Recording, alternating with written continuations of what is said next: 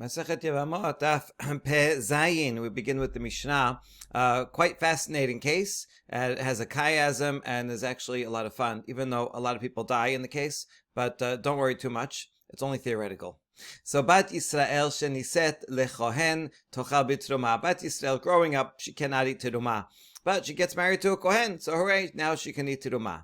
Met velahemenu ben. She has a child with this kohen, and the husband dies.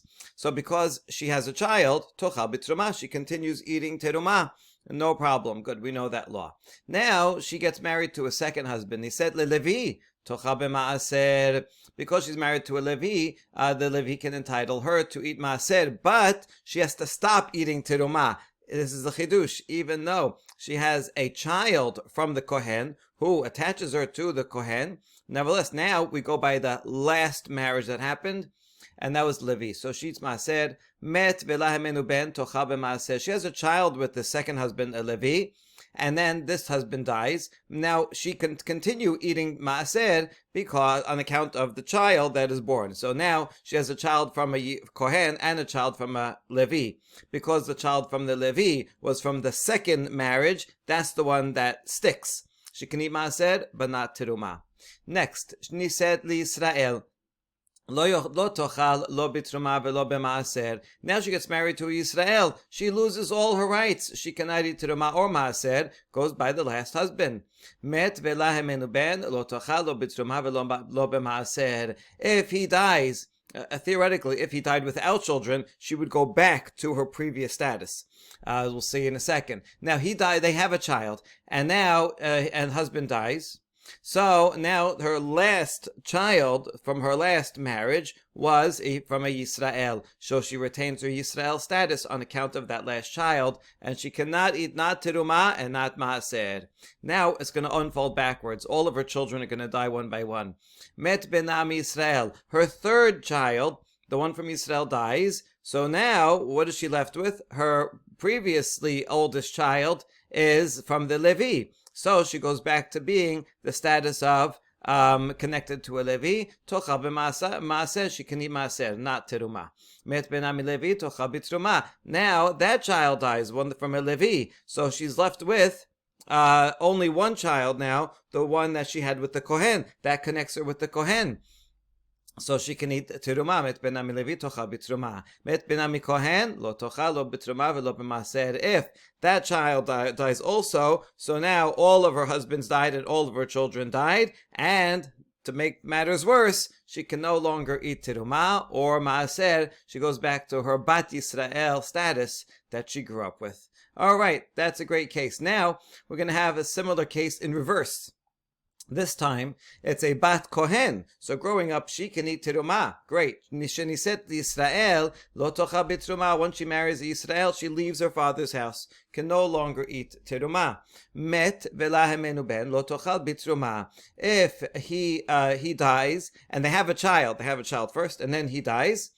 So because that child connects her with her Yisrael family, she cannot eat teruma. She cannot go back home to her father's family. Niset the Levi, but then she remarries a Levi, tochal b'maaser. So now this connection allows her to eat maaser. Met v'la behemenu ben. She has a child with the Levi, second child, and then the husband dies. Tochal b'maaser. She can continue eating teruma, eating maaser, because the last child connects her to a Levi. Niset the Kohen, now third husband. This woman is smarter. She's going up in levels, right? Yisrael Levi Kohen. Tochal bitruma. Now she can marry a Kohen. Now she can eat teruma because she's married to a Kohen. Met v'lahamenu ben. She has a child with the Kohen. Tochal bitruma. She can, and her husband dies. She can continue eating teruma because her last child from her last marriage was a Kohen. Good. Now, met benami kohen. Everything's going to unravel chiastically backwards. The last child that she had dies. Lo tochal bitruma. She can no longer eat teruma, but she can eat maaser. Met benami Levi. Lo tochal b'maaser. Once the second child dies, she has to stop eating maaser. Met benami Israel. Chozeret lebet aviha. And so at that point, she's left with only one child, Israel. So she can't eat anything. because now she's connected to Israel. But if the Israel kid dies, then she goes back to her father's house, and she is a bat kohen, so now she can eat teruma once again. V'alzo ne'emad v'shaba el bet abiha kin oreha milechem abiha tochel. And this is the pasuk in Vayikra that says when she goes back to her father's house as she was, she can continue once again eating teruma. All right, that's the Mishnah. Okay, Gemara is going to ask, Met bena milevi tochal bitruma. Regarding this case with when she was married to a Kohen, and she had a child with the Kohen, and the Kohen dies, so now she's eating teruma on account of the son who is a Kohen. If afterwards she's with a Levi and has a child with him, and he dies, the child dies, she goes back to be during that time she cannot eat teruma, only maaser. When that husband dies, Levi dies, and her son with the Levi dies, then she goes back to eating teruma because of her son that she had with a Kohen. How do you know that's true? And the answer is Amar bi Abba, Amarav bat ubat. The answer is from the pasuk we've seen a number of times that bat Kohen. Now, if she marries and then she becomes an almana and gerusha and she has no children, v'shava, she goes back to her father's house as she was before. So from this, the plain meaning of the pasuk is talking about someone who was single. She marries a non-kohen. She stops eating teruma. When she when she's widowed or divorced without children, she goes back. Fine. This case is similar to that because she had a status of being able to eat teruma on account of her kohen husband and then her kohen son. Now that is interrupted because then she's married to a Levi and has a son with the Levi, so she cannot. When she's widowed, divorced, and the son dies, then how do you know she goes back to the original? Well, it's very similar to this case. And this case says Bat Kohen. We learn from U Bat Kohen, that extra vav that is coming to include another case similar to this. And that is the case of our Mishnah. That's how we know it, that extra vav. We ask, Keman, ki Rabbi Akiva de Deresh Vaveh? Who does this follow? Only Rabbi Akiva. He's the one that is Doresh, who derives laws from even an extra letter. But other sages says, no, an extra letter is not enough to derive a law. So we say, Afilu tema Rabbanan kula ubat kerai terahu. No, even Rabbanan, who generally will not derive a whole halacha just from an extra letter. In this case, it's a whole extra word because if you look in the context, we see it says ubat before. We know it's talking about a bat kohen from the context, so you don't even have to say the word ubat, and therefore the entire word is extra. Okay, good. Tenor Rabbanan, keshi chozeret litruma v'neh chozeret lechazeh v'shok. We're going to following halacha. We're going to see a few different derivations of it. So let's get the halacha straight. If she goes back to her father's house, when she was growing up, she was allowed to eat not only teruma, but also the parts of a shilamim offering, the breast and the hind leg of the animal, go to the kohen, and the kohen's household, so as a daughter, she's able to eat it. That's fine. But then when she gets married to a non-Kohen, she stops eating all these things. If she's widowed or divorced and goes back to her Kohen, her father's house, she can once again eat teruma, but she can no longer ever again eat the chazeh vashok. Amar Rav Chista, Amar Ravina Bar Shila, Maikera. What's the source? It says, He bitrumat kodashim lo tochel. Pasuk right before the one we just were analyzing. Here it's talking about that if Bat Kohen, once she gets married to a non-Kohen, she can no longer eat Kodashim. And this means never again, not even if he dies and she goes back. That's how we understand it. That means bitrumat kodashim means that which is taken from the kodashim. The word teruma here doesn't mean teruma as in giving part of the grain, but rather and fruits, but rather it's talking about that which is taken from kodashim, where you have a whole korban and you take part of it, the hazeh and the shok. that she cannot eat ever. Rav Nachman bar Abu, mid lechem velo kol lechem perat lechazev ashok. No, another derivation, we can learn it from verse 13 itself, which we were analyzing before.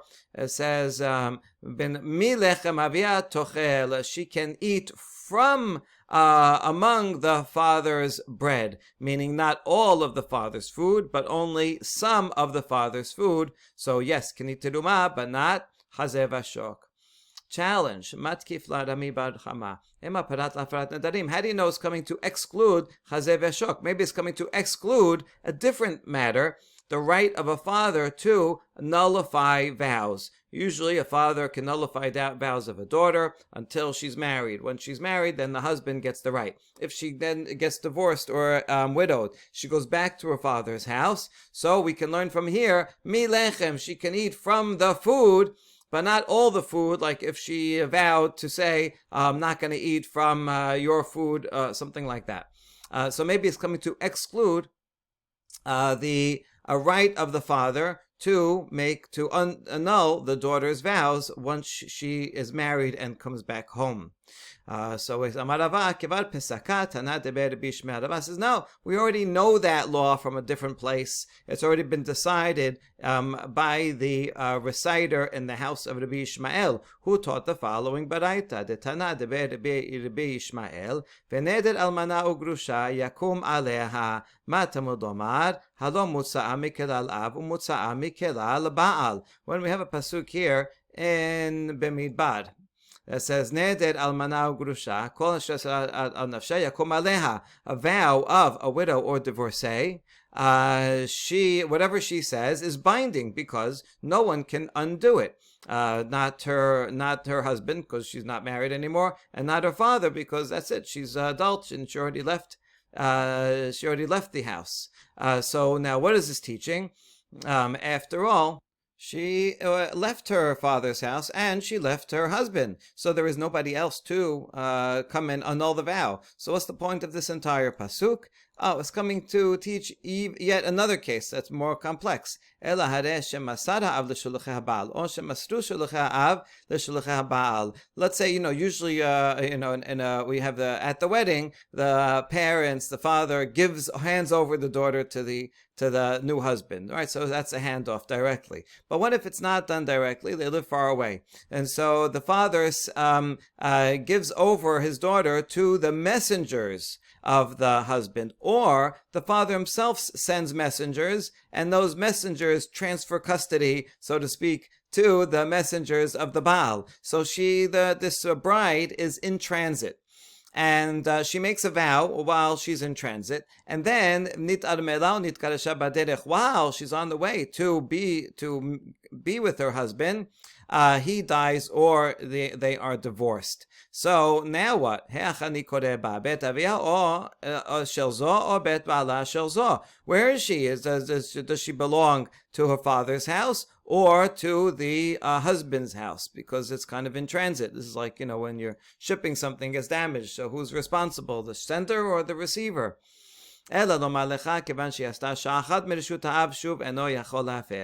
this pasuk is saying, once the father sends her away, even if she didn't yet arrive in the custody of the husband, that's it. He can no longer annul her vows. All right, so that's what we're learning from here. The point is that this answers the question, because if you're going to tell me that the word mi lechem means that the father can no longer annul her vows, that's obvious. Everyone knows that. We even know a more complicated case. So for sure it's not coming to that. For that, rather it's coming to teach you that this daughter can once again eat lechem teruma, but not chazev ashok. All right, another way of deriving the same law. Rav Safra Amar, mi lechem avi hatochel lechem velo basar. She can eat bread from her father's house, meaning grains, things that grow, but not meat from sacrifices. So that's teruma, but not chazev ashok. Rav Papa Amar, mi lechem avi hatochel lechem hakanui leaviha perat chazev ashok mishulchan gavoa chazu. Another way of deriving the same law says that she can go back to her father's house and eat from her father's bread.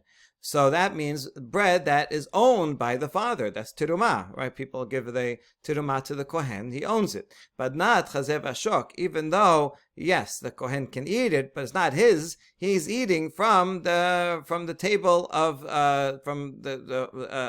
table of the Most High. It's God's table. It's himself. It's that he's sharing in a way. This type of korban, it's Hashem is sharing his food with the kohen, so to speak. And so therefore you can't call that lechem aviha. It's lechem gavoa. Another way to derive the same law. Going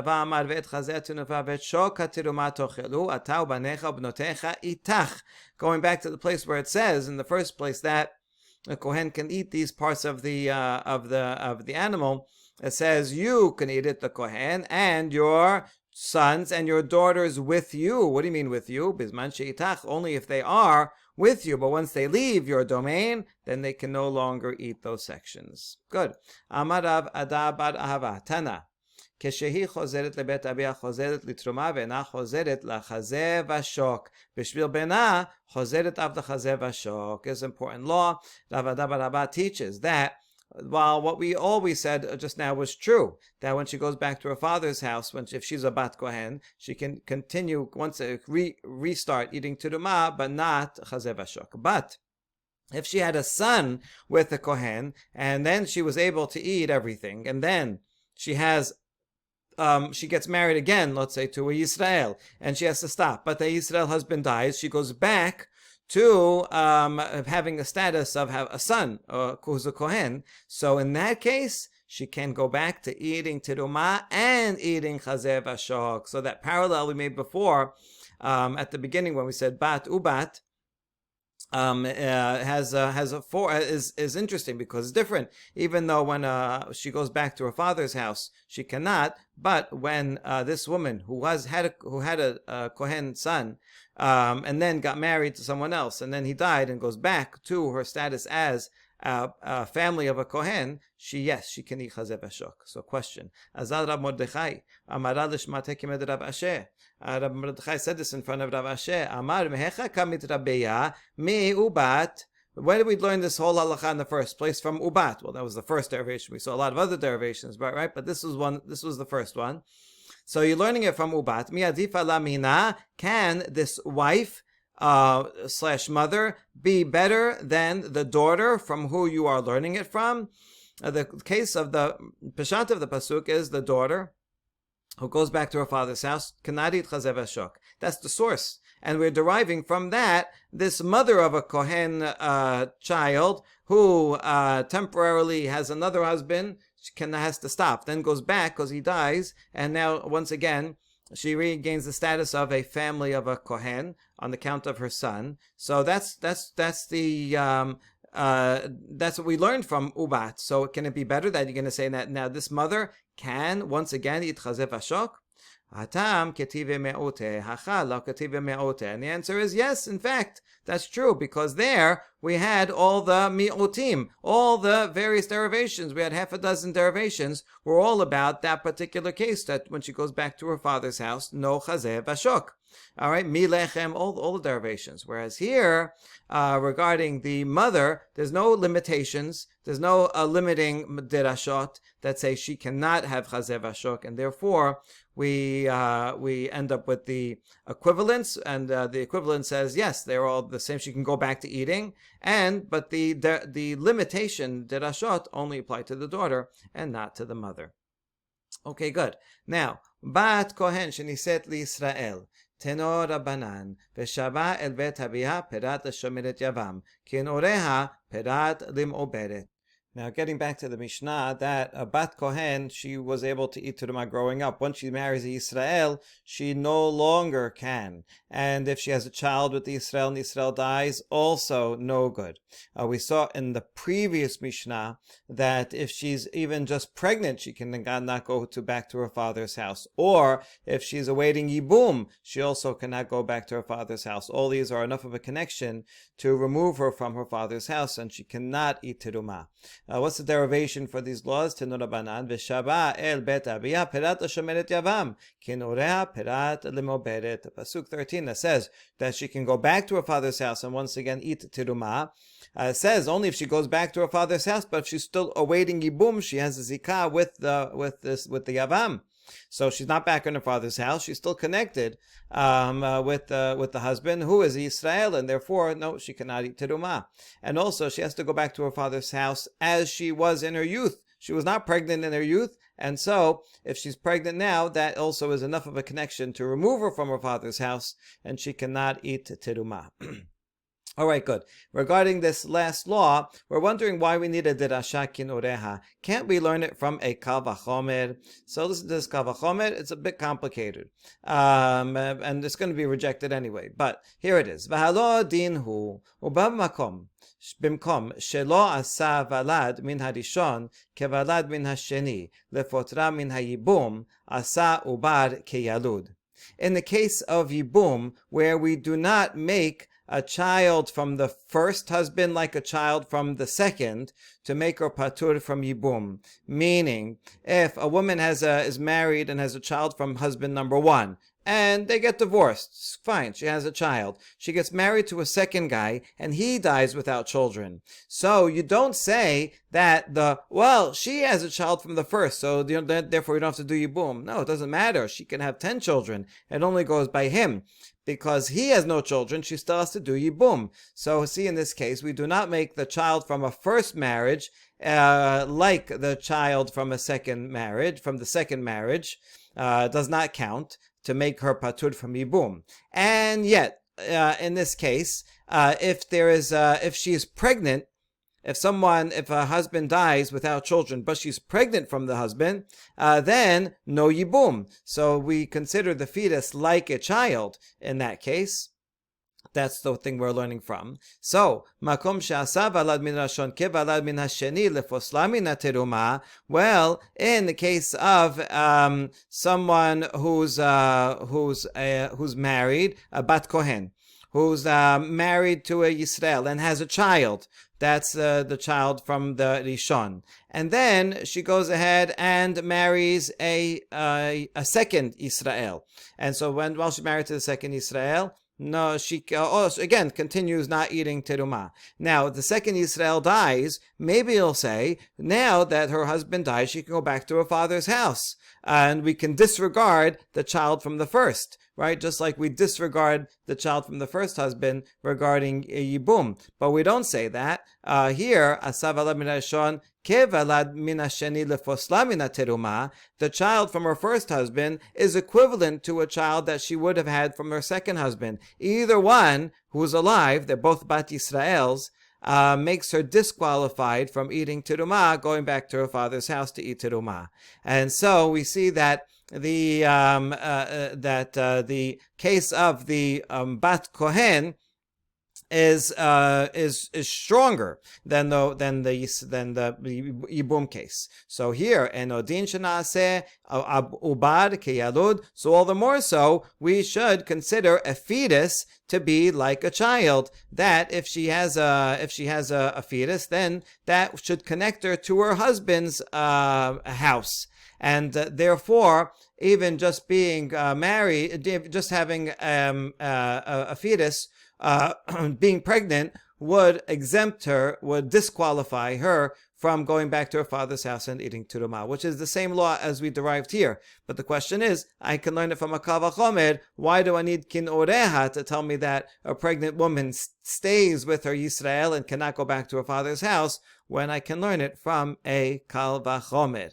That's the question, and we answer, Lo mali asa ubad keyalod linyan yibum shere asa metim kehayim. Naaseh ubar keyalud linyan terumah shelo asa metim kehayim. No, the thing that you're deriving from, which is yibum, there we make right. We only make the fetus as if it's a child, as if it's born, if it's same as status as being born. That's regarding yibum, because in yibum we consider dead like alive. What does that mean? That regarding yibum, as long as when the husband died, the original husband died, they had a child, she's exempt from yibum. Someone dies with children, he has child, exempt from Yibum. Even if that child dies afterwards, you don't call her back and say, oh, look, your first husband here, he died. Now, look, it's without children because the husband died. Now you have to go do Yibum or Chalitza with the brother-in-law. She moved on. She might have remarried. So we don't consider we consider the dead child as if it's still alive. It doesn't matter. That's the case of Yibum. So that's where we make Ubad like a Yulud.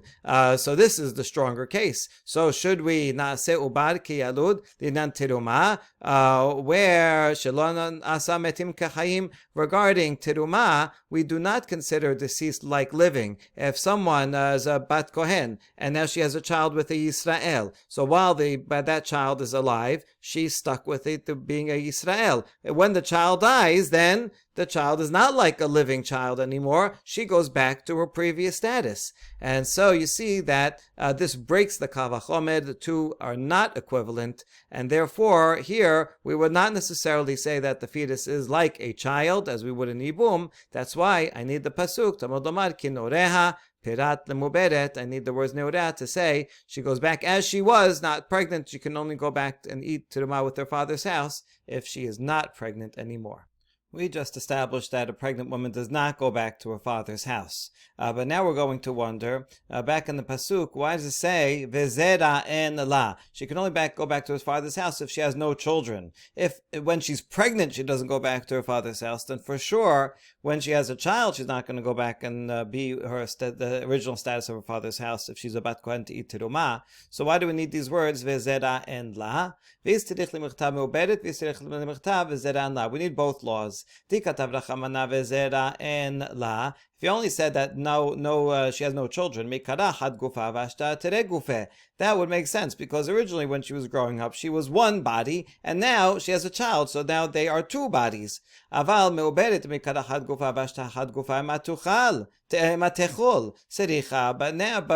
if regarding a pregnant woman, when she left her father's, when she was growing up in the father's house, she was one body, and she's still one body. She's just a pregnant body. So maybe she can go back and she can eat. Siricha, that's why I need the derivation that we had before, kin oreha. And if I only knew the second one regarding the pregnancy, I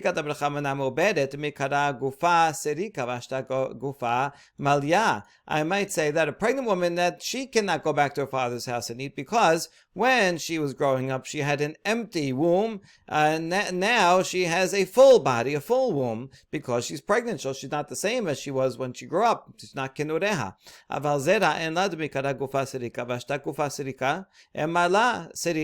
But if regarding a child, when she was growing up, she was an empty body. She was not pregnant, and now when she's going back, she is just her empty body. So she is the same. So what? She has a child. The child is independent of her body. And so because she herself remains the same, maybe I would say she can go back and eat, whereas a pregnant one cannot. So that's why I need both siricha. Okay, good. We have a mnemonic device to remember the following cases. We're going to see a few more of these complicated kal vachomers. Okay, here we go. Amad le Rav Yehuda is karta leravam lo naase metim kehayim linyan yibum mikal vachomer. I can prove to you, he says, that we should not consider dead like alive regarding yibum. Meaning, if a couple has a child and the husband dies with child, so we say no yibum. Now, if that child should die afterwards, do you revive Yibum? If you say we do not treat the dead like the live, like alive, then you would say yes, the Yibum comes back.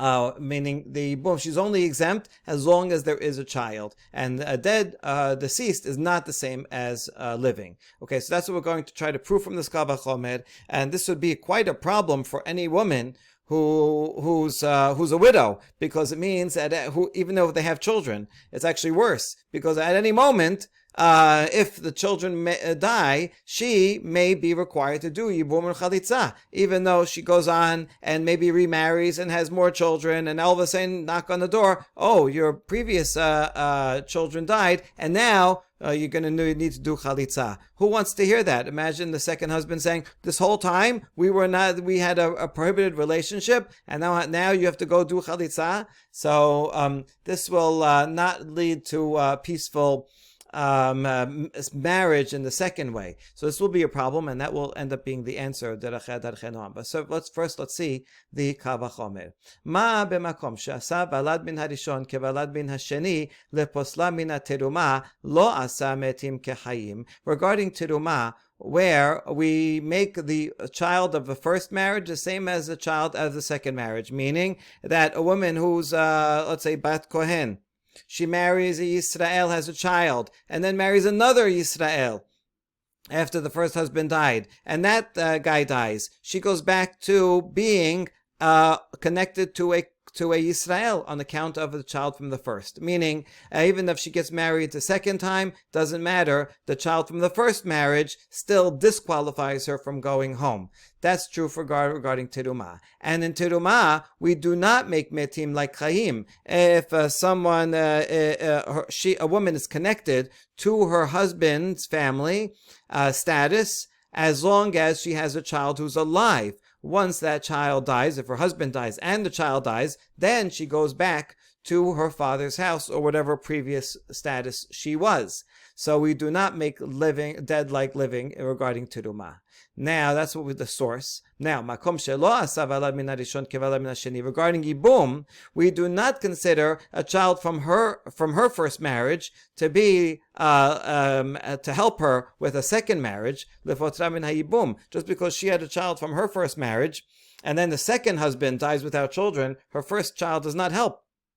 Exempt her from yibum. So if that's the case, enodin shelo naaseh metim kechayim, then all the more so in yibum we should not consider the dead to be like they're still alive. And once that kid dies, we're going to call her up and say, oh, your first husband who died with children, now he died without children because those children died subsequently, and you have to go do chalitza. That's the Kavachomer, and we say, no, Talmud Omar, derecheh noam, v'chon netibotea shalom. All the Torah's ways are ways of pleasantness and peace. And therefore, it's not fair to keep her in limbo forever, that she always may need to do Yibum and Chalitza.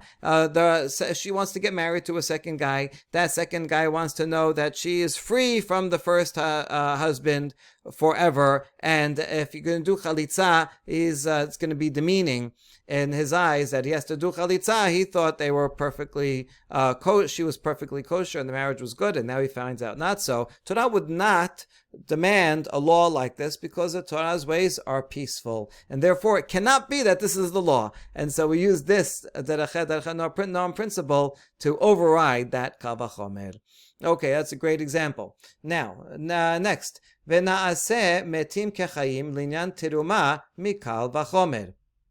Why don't we say that the dead are like alive regarding teruma, so that meaning even once if you have Yisrael married to a Bat Kohen, Bat Yisrael married to a Kohen, and she's eating teruma and they have a child and the husband dies, and she's still eating teruma, then the son dies. Maybe you'll say, so what? She can continue eating teruma because the deceased child is the same as if he were alive. Why don't we say that? I'm going to prove it from a Kavachomer. Makom shelo asa valad min harishon kevalad min hasheni lefotra min hayibum asa metim kechayim. Regarding yibum, where we do not take into consideration a child from her first marriage to make her exempt from yibum with her second husband, and yet in yibum we do consider a deceased child as if he were still living, so that she doesn't have to do yibum and chalitza. Makom she'asa valad min harishon kevalad min hasheni l'posa min hateruma. Then regarding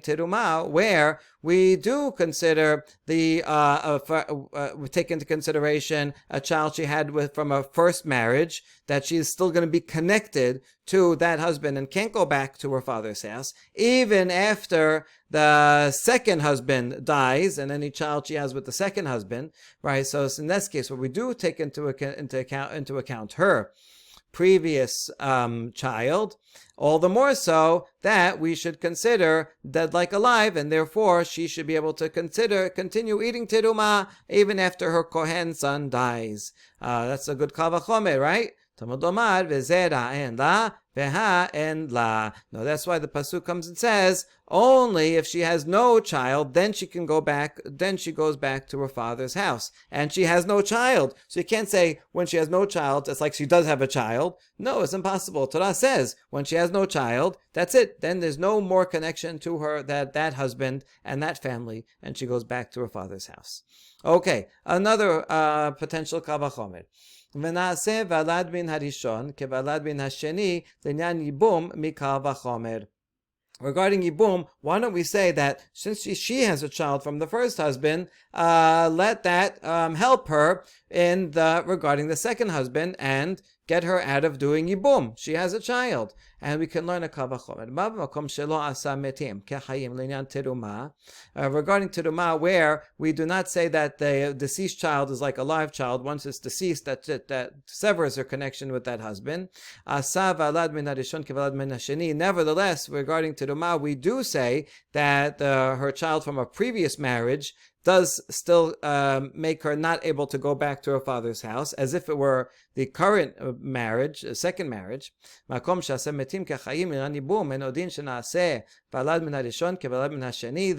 regarding Yibum, where we consider deceased as if they were living, meaning once he dies with children, it doesn't matter if the child dies after that, she still doesn't have to do Yibum. So all the more so, we should make the child from the first a previous marriage as if it's a child for this marriage, and meaning it still would exempt her from doing Yibum because she has a child from a previous marriage. That's the kal vachomer. Okay, Talmud Lomar uben en lo veha en lo. Regarding Yibum, it says that he has no child. The whole point is that to uphold the name of the deceased man, the husband. So it doesn't help if she has 100 children from other marriages.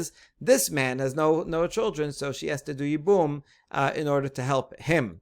Okay, that makes sense. You see, we're trying out like every possibility here. This is a great mind exercise. So why don't we say that the child of the first is not like the child of the second regarding teruma, so that if you have a bat kohen who married Yisrael and had a child, so she has to stop. If she marries a second Yisrael and then he dies, maybe we'll say, oh, that's it. We disregard whatever happened in her first marriage, and now she can go back to her father's house. Why don't we say that? From a kal vachomer. Ma b'makom she'asa metim kechayim lefotra min hayibum lo asa valad min harishon kevalad min hasheni. So regarding Yibum, where we consider the deceased like alive, if they had a child the child died after, so she never has to do Yibum anyway. So that's true of Yibum, and there we do not take into consideration a child she had from her first marriage in order to exempt her from Yibum with the second. So then makom shelo asa metim kechayim ilan teruma en odin shelo naaseh valad min harishon kevalad min hasheni. Then in the case of teruma, where we do not consider the deceased like they're being alive, once a child dies, that's it. She severs her connection with that husband's family. So all the more so, we should not consider her child from a first marriage as if it were a child from the second marriage, meaning once that second Yisrael dies, she should go back to her father's house. So Talmud Omar en la veha yesh la. It only says when she has no child, then she can go back to her father's house. But she does have a child. Doesn't matter if when she had it, which husband it was from. So she has a child. So as long as she has a child, she's connected with that husband, and she cannot go back to her father's house to eat the terumah. All right, fascinating cases, and at least we end off with a little bit back to Yibum, reminding us that we are still in Masechet Yevamot. Hadran alach yesh mutarot.